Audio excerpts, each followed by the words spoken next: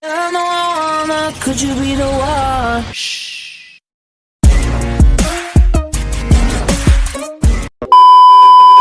Halo guys, assalamualaikum warahmatullahi wabarakatuh. Di video kali ini saya akan menceritakan sebuah dongeng yang berada di Sumatera Barat, yaitu di Maninjau, Kabupaten Agam. Dongeng yang saya angkat yaitu ikan bujang sembilan dan asal-usul Danau Maninjau. Danau Maninjau adalah sebuah danau yang terletak di Tanjung Raya, Kabupaten Agam, Provinsi Sumatera Barat. Danau vulkanik yang berada di ketinggian 461,5 meter di atas permukaan laut itu memiliki luas sekitar 99,5 km dan kedalaman mencapai 495 meter.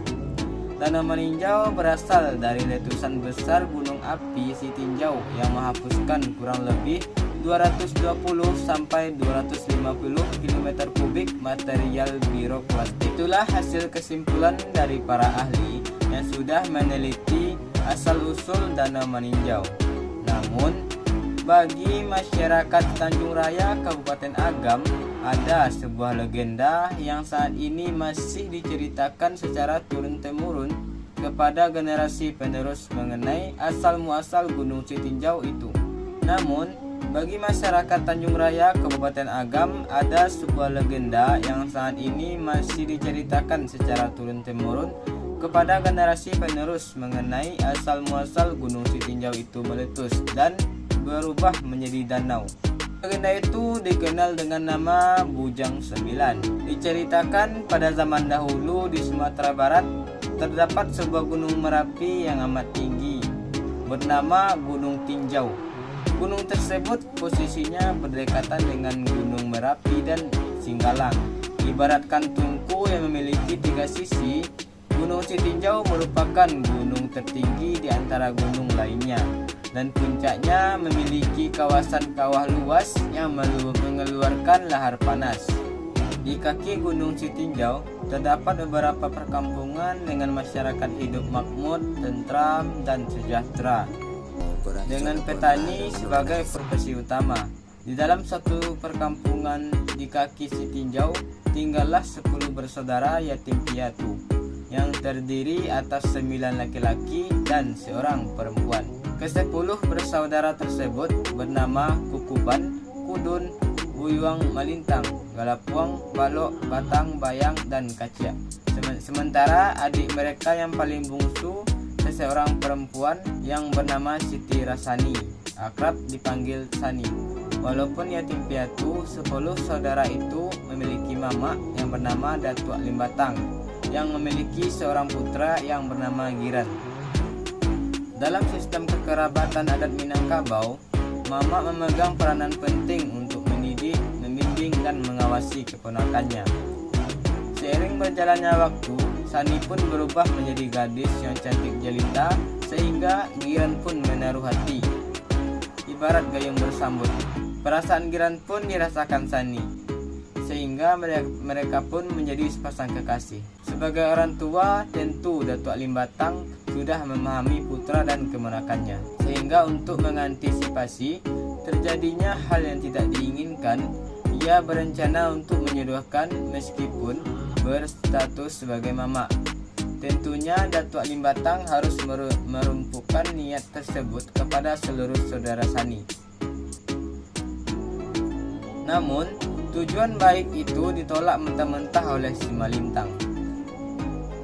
Penolakan lamaran itu disebabkan oleh dendam pribadinya dengan Giran saat adu tangkas yang digelar pada saat pesta panen yang dilakukan pada waktu sebelumnya.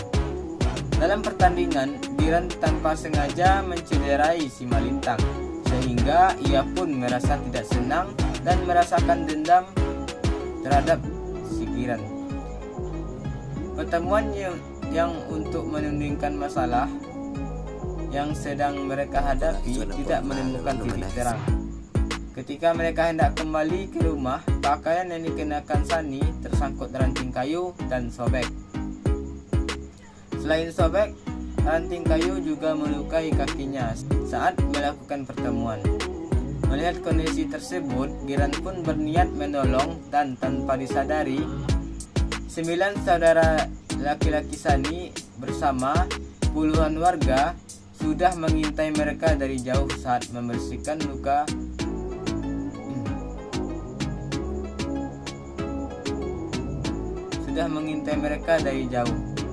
Saat membersihkan luka, mereka pun digerbek dan dituduh telah melakukan perbuatan asusila.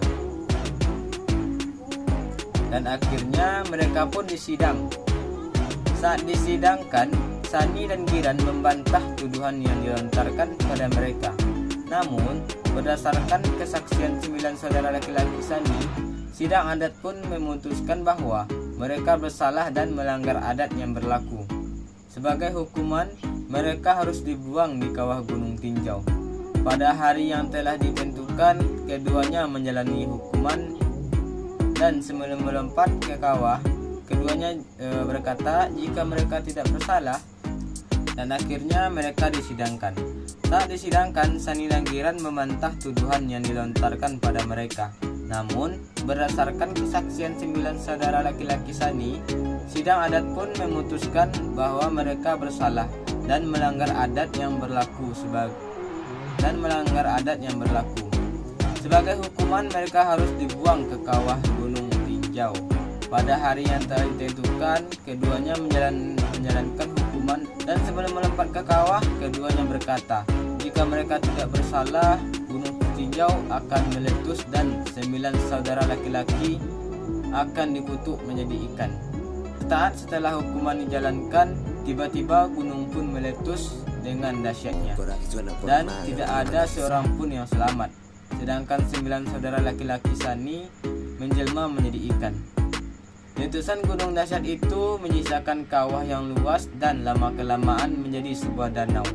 Untuk mengabadikan kisah nama mereka, dijadikanlah nama daerah di sekeliling danau, seperti Danau Maninjau, yaitu Tanjung Sani, Sigiran, Cikudun, Kota Malintang, Koto Kacia, Galapuang.